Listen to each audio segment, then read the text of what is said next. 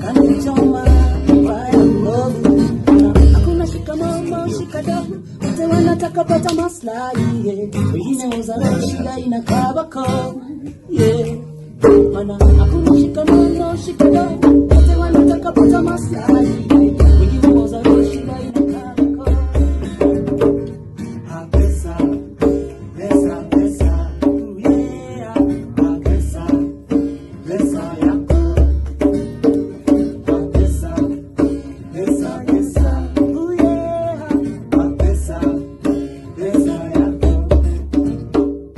So I'm going to bring on a very special person. Her name is Aisha Dury, which we also call her Glitterati. And Miss Glitterati, she actually took me to West Africa last year, and we went to Ghana. So that's why I have my Ghana hat on. So Aisha, how are you? Oh, hey, Aisha, you're muted. So you have to unmute yourself so we all can hear you. We see how beautiful you are. There you go. Am I good now? Yes, you are good now. How are you? Hey, everybody. What's going on? How are you doing? I'm tired. Sunday's usually a quiet day, Richard. No, but you're gorgeous and beautiful. And I want to say thank you very much for joining us today. Thank you for having me. So this is actually a wonderful weekend too, because we're also celebrating Marcus Garvey's birthday weekend. So I'm really, really excited about that. But you are the founder of Africa Everything. So I would love for you to tell everyone about Africa Everything. And then we're going to talk about this amazing trip that I went on last year in 2020 on the year of the return. And 2019. Sorry, 2019. See, it's early for me too. So yes, Aisha. So tell me a little bit about the organization and the wonderful things. And I have to say that I'm a very proud board member as well. So yes. So Africa Everything I created 4 years ago because I wanted, I've done nonprofit work for so many years of my life, doing HIV prevention work, community organizing, all that stuff, and then got into special events via what I was doing. But I was like, I go to all these like African parties and everything. And I'm like, what are they doing to give back to the continent? Right. So I was like, in my own way, I'm going to pair up with a couple of creatives and think about a concept that, we have a great time. We have an event, we have a meeting of the mind, and then we raise money for different West African countries. Right. I narrowed it down to West Africa because Africa is really big. I do want to do all of Africa because we are Africa Everything. Right. But I narrowed it down to 15 so that I can start, small right. steps. So the first year we did it, maybe made $500 after overhead costs and everything. We were able to buy a sewing machine, supplies, and pay for some, courses for a young woman in Nigeria to, get her fashion business on the way. And now she's a fashion designer. She's sewing. I actually spoke to her the other day. She's looking to make wholesale stuff for people. So if anybody wants some wholesale stuff, African stuff made, I have a nice. Very nice. Okay. And on Marcus Garvey's birthday, the year after that was 2018, we raised money to help rebuild the James Stewart School in Liberia, which is a school created by Marcus Garvey's second in command, James Stewart. So we went there and paired up with the Stewart family, to help in refurbishing and rebuilding some of the classrooms because the classrooms were dilapidated. The ceilings were falling on the kids. Right. Everything was a mess. So we were able to raise enough money to help with that. There's still more to be done. Like what I want to do is continue doing this work, but I have to continually make more and more money because a little bit of money goes a long way, but you need a lot more to do everything at once. Right. And in 2019, when we visited, was Ghana. So every year we pick a different country. So me and Richard went for the first leg, which is one of the things we do in my organization, is that we go fact checking. We go and find the charities. We go out there and make sure that we are bringing the diaspora to bridge with what's going on the ground. Because I don't like unethical, because doing nonprofit, you see the unethical stuff done by nonprofits. So I want to make sure that I am there to see what's happening. Till I have team, it's going to be me and whoever volunteers, board members want to go with me to go and see what's happening on the ground. And we happen to find some of the schools that we created scholarships funds for. So the kids had to write an essay why they love Ghana and why Africa means everything to them. So Wonderful. from there, we picked winners who won scholarship for the year for them to pay for their classes. So everything about Africa, everything, it's really about fostering education on the ground, fostering education and arts and culture on the ground to help foster what's already going on. Because we know sometimes resources don't go as long as they should in some of our West African countries. So how can we as creatives, people that are invested in the continent, give back in our own small way? And we were able to give out those scholarships. It was amazing. And this year, even with COVID, even with Corona could not stop us. Right. We also did a fundraiser to raise money for Senegal Battles, which is a dance organization that does work for, underprivileged youth and young adults, people out of the incarceration system, like, young adults and like little kids, to learn the art of dance, to build their dance portfolios, to create a movement and create safe spaces. So that's what we did this year. And we had a very successful Zoom event. We raised money for the organization. We're waiting on collecting everything from everywhere. We're still collecting. So I want to make sure, if you want to still give, Africa Everything is the our Cash App, and we have a GoFundMe that we still have up. I have to bring it down eventually. But a lot of stuff we do, a lot of things we do is not just about, bridging the continent, it's also by taking people to the continent. I always plan a trip for whatever I'm doing. Well, this year we were supposed to go to Senegal, but because of Corona, we're not able to do the Senegal trip just yet, but we're going to do it next year, April. We will be going to Senegal, but I'm going to try and go to Senegal beforehand to hand out the scholarship and the money raised and things like that. Nice. But we keep on going forward one step at a time. It's not easy being a woman doing nonprofit work, and getting these grants, because a lot of organizations like to give money to already established big organizations that may not be doing the grassroots work that needs to be done. That's a little bit of Africa Everything. We have a website, africaeverything.com. Make sure you log on and visit and learn more about the organization. No, I think that's actually wonderful. And it was a very, very exciting trip for me. I just want to let everybody know that I'm also doing Harlem 2020 Instagram Live. So all of my friends that are on Instagram Live, if you would like to actually see Aisha and how beautiful she is, please come to our Facebook page, so you'll be able to actually see her on Facebook. We're also raising money, so hopefully everybody will be able to actually do that as well. So Aisha, one of the questions that I really wanted to ask, I mean, as a Black American and actually going to Africa, what can we actually expect? And if we're going for the first time, tell us some reasons why we should go with you. And, you actually have your own business. It's a family business. And I think that it's a wonderful opportunity if you were actually saying, hey, I want to go with someone, maybe I want to go as a group. Why should we actually go? And how can we get in touch with you? I think that's going to be really important. Yes. So I work with Access Africa, which is a family-owned business. My mom has been a travel agent for over 40-something years, and she's been working with Africa. She was actually the first woman to start a travel company in Nigeria before she came to the U.S. So she definitely has the nuts and bolts of it. And I think the best thing to do when you're traveling is to make sure that you have people that know what's going to be on the ground, know what's happening. And for people that are traveling, the expectations are always like, I want this and I want that. But remember, we're going to Africa. You are going to get bitten by mosquito if you don't have your spray.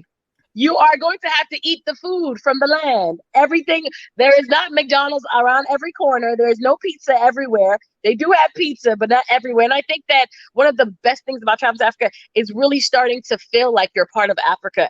Eating the food, experiencing the food, but your stomach might not be right with it. So sometimes you got to bring your stomach medicine in case you're not ready for the spice factor, for the levels and everything. I know Uncle Richard loves red. He ate red nonstop, which is beans. I did. It was amazing. It was wonderful. And it was a little bit of a debate too. Was Ghana better than Nigeria or whatever, blah, blah, blah. But but we don't want to start nothing now. Don't start no Ghana, Nigeria jollof squabble. But Access Africa goes through the holistic sense of you traveling and making sure that you're learning the history while enjoying the scenery and while having time to lay back and enjoy yourself, because you're spending all this money. It's also a vacation. So you're vacationing, but you're learning the culture. You're learning the ways of the land. You can even get outfits sewn for you. I know Uncle Richard got an outfit made. I sure did. Outfits made. So we make sure if you want to learn how to cook, my tour group, which included Uncle Richard, didn't want to go for the cooking class. They had cooking classes, but they said, no, ma'am, we're not cooking. You see the Bougie girls? We go to the farm, to the, you know what I'm saying, to like, there's nature works. I think they just showed a picture of us on Cocoon National Park, which was really amazing. We got to learn our history. And I know, Uncle Richard, you going through the slave dungeons really brought you back a different person. Learning that history, learning that your ancestors had taken the steps through that door of no return and were not returning to this. But being able to return your ancestors and walk through the door of no return and go back on your own without being forced is something else. I have a YouTube channel. I captured some of our trips. So if you want to check Glitterati's Entertainment's YouTube channel, go on my YouTube. All of our Ghana things are blogged out.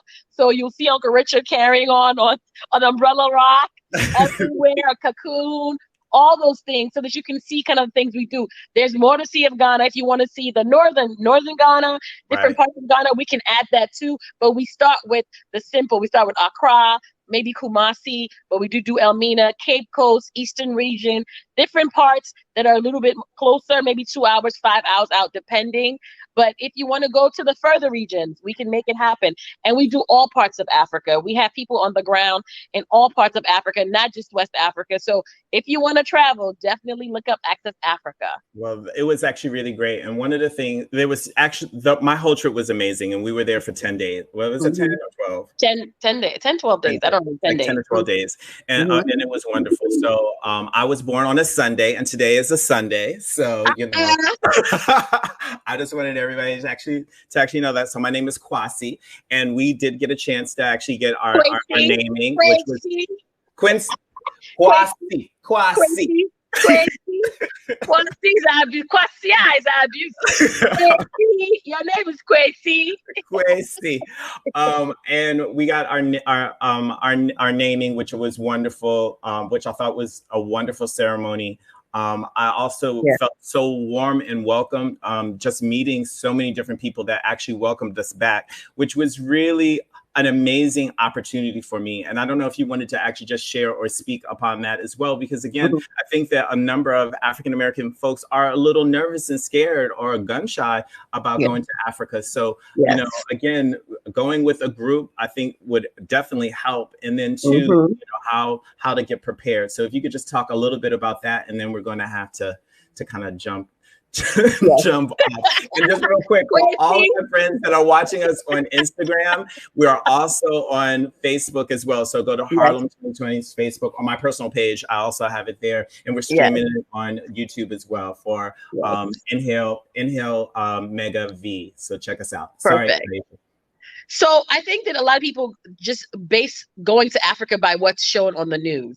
What's shown in documentaries, woe is me, we're using canoes, there's no running water, there's no streets, there's no internet, all hogwash, all lies. Because Uncle Richard was on his internet nonstop, uploading videos. He became a video operator, photographer, videographer.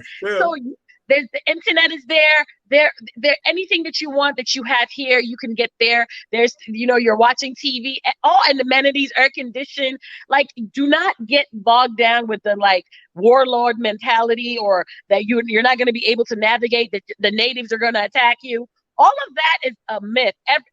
Africa has major cities too, major buildings, major infrastructure, major businesses, radio stations, TV stations. Actually, when you go to Ghana and you see the billboards and you see the ads, everybody's Black. Wow. Weren't you on a billboard? Huh? Weren't you on a billboard? I was on a billboard in Ghana. My Black ass. Use my French. But yes, so you literally don't get bogged down with what it is. Of course, there are things you have to get. You have to get your shots and all that stuff. And, you know, you take your malaria medicine. I take the weekly one when I go. I know some people take the one that you take a day at a time. Up Right. to you, which is hydroquinine, which they say, you know, for COVID. Right. Right. Right? But you take your medicine. There's a couple of shots you have to have when you're going. But literally, there's little or no. I don't think even Uncle Richard could say he had any really kind of problems. But, you know, if you kind of like make sure you're eating from safe places or whatever, even though we did buy from the streets, we're not gonna lie, we bought from the local vendors, because, you know, us being there is empowering their economy, and by that we're empowering the money moving around and staying within them. So we definitely solicited them. But there's nightclubs, there's a pool. If you want to just be in the pool side, you can take a lot of pictures by the pool side. So everything that you see on the news and everywhere else, take it with a grain of salt, because Africa is way different. There's a whole lot of things going on. Afrobeats is huge right now, which I'm an Afrobeats expert. I love Afrobeats. Afrobeats is moving the messaging for the young around Africa. You can get to enjoy all of those things. So I feel that us going back as a diaspora empowers Africa, and there's a lot of opportunity. Right. If you're African and an African diaspora and you want to think about building business, it'd be less money spent in building business in Africa than building a business that is already saturated in the United States of America or anywhere else in the world that you are. So going there and taking back, it's no shade, the Asians, the French, the English, everybody's there making money off of Africa, but the African diaspora is still very new in knowing that they can go there as well and make change, create empowering businesses, and empower people to get jobs, empower some of our students to have work when they graduate from school. So there's so many things that you're traveling there. Even if you're taking one trip and never going back again, you have paid somebody's salary by staying in a hotel. You have paid somebody's thing by buying a souvenir. So think about what you're doing and how you're doing it. Also, you're learning where you're from. A lot of the African Americans that are in America were taken from West Africa. Correct. A lot were from West Africa. So that's Ghana, Nigeria, Togo, all of those, Senegal, all of those areas, all of those major ports of call have our people there. So know that, you know what I'm saying, you going back is taking, and your ancestors died for you to make sure you were able to walk freely into the countries that belong to you. So definitely take that up and do it, you know? Well, again, Aisha, I think that you said so many things, and unfortunately, we're going to have to wrap up in a minute. But I do have one last question that I want to ask you, which touched on what you were just talking about. And we are in this whole new world that we're actually living in right now. And what does Pan-Africanism mean to you? And I think that I'm going to ask all of the guests, so of all the guests that are actually listening, so you just happen to be the first person, so they could get to think about it a little bit. But I'm going to ask all of them this question: what does it really mean to you, and why is it really important to connect to the continent right now if you're an African American person living anywhere in the world, but especially here in the U.S.? I feel that it's very important for us to connect as Africans to the continent, because a lot of people don't know their past, they don't know their history, they don't know where they're coming from, and a lot of what is ingrained in us about us being slaves and all that stuff, it's all wrong. Like literally, people were stolen from where they were at. We were enslaved. We're not even slaves, enslaved, not by choice, because a slave, sometimes you can make a choice to be a slave, but we were enslaved and brought here. And I think knowing and going back and grasping, you come back a different person, a different energy, a different power is seething through you, because you kind of feel like, this is me. This is who I am. I found me. I know me more now, and I want to know more about me. And being a Pan-African to me is empowering the African diaspora in every way that I can, be it empowering Black business, empowering travel to the continent, empowering more stories being told, more people being able to express their culture, celebrating in the different cultures, making sure that even though I'm African, I'm not just Nigerian, Ghanaian, or Nigerian. I am African. All of Africa is me. The reason that we are divided is because they divided us in the Vienna Convention. They were divided off like pieces of cake. Africa is one plate. Let's not forget that. And we come from one of the biggest continents in the world, and it's nothing more for us to really embrace it and be one. So being a Pan-African to me is being able to love Africa thoroughly and be able to showcase my love for Africa in everything that I do in my daily life.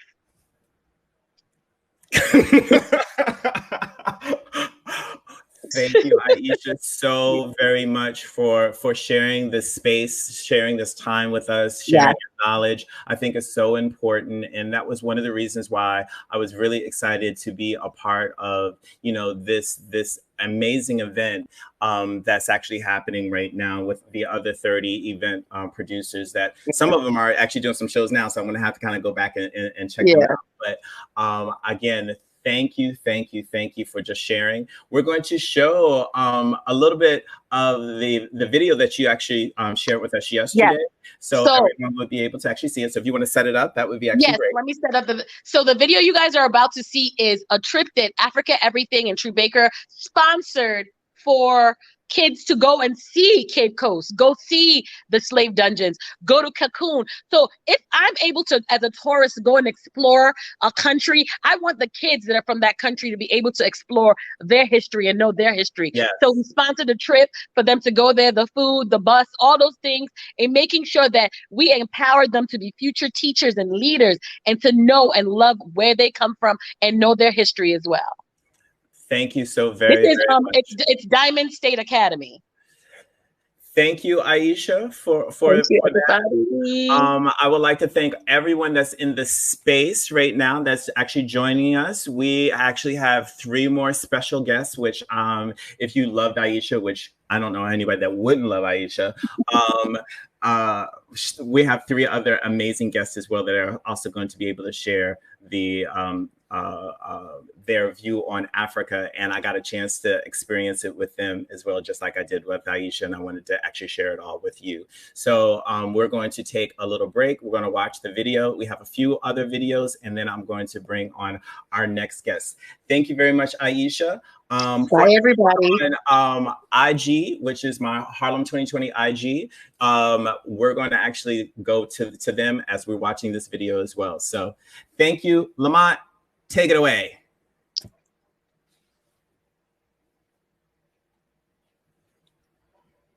My name is Pokusakode. I'm a student of Diamond State Academy. On this 6th March, we are embarking on our excursion to Elmina Castle, Hans Cottage, and Kakum National Park to mark the anniversary of Independence Day of Ghana. Thank you.